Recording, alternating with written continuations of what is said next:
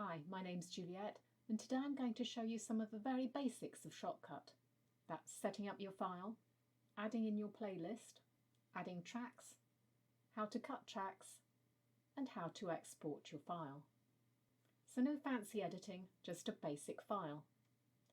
This video will also highlight the issue of having a very basic computer whilst video editing. The first thing you need to do when you open up Shotcut is to tell it where you want to save the file. So click on the Projects folder and select the folder from your computer. Beneath that, give your file a name. Video mode relates to what type of video you're creating. If you click on it, you'll see a whole host of options. Mine I put to 1080p 25 frames per second because that's what my video recording is.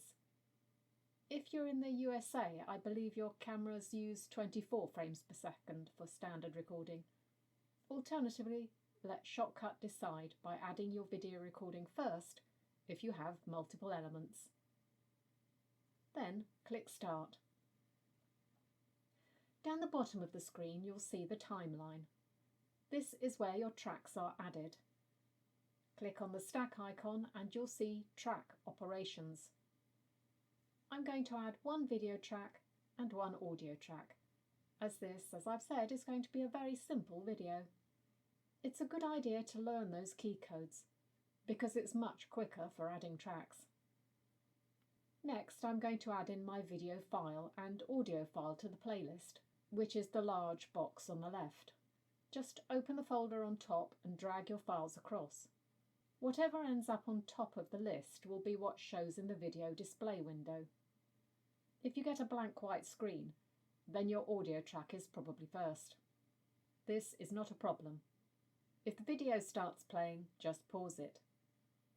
Now we need to move the video and audio tracks onto the timeline. This you can do by dragging them. They may take a few seconds to load properly. You'll know that has happened when you see the audio waves appear. If you have separate audio and video tracks, the first thing you need to do is line them up, and is more easily done if you don't have the magnet icon active, which clicks things to each other. Even so, you might not be able to get it quite lined up. In this case, increase the size with the slider above the timeline, so that you can see the detail better.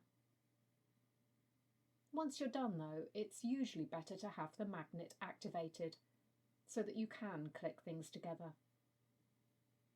Now, what I do next is to mute the audio on the video track.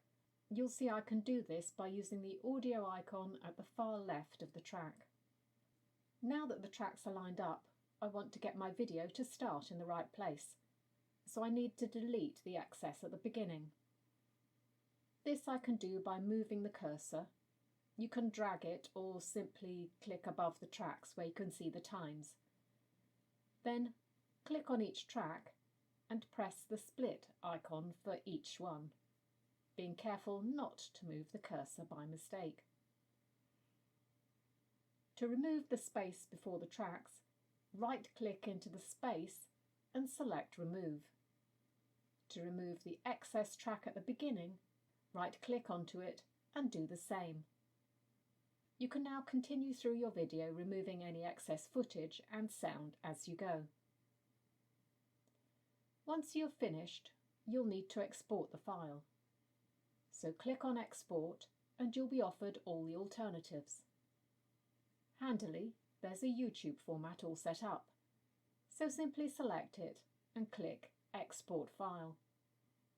You will then see the file appear in the Jobs panel, which will count up percentage and count down time.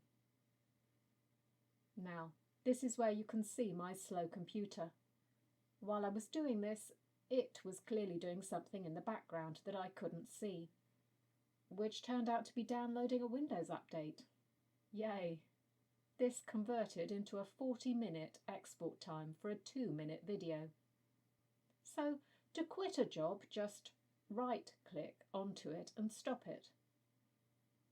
Even when I shortened the file down to seconds, it ended up taking 5+ minutes.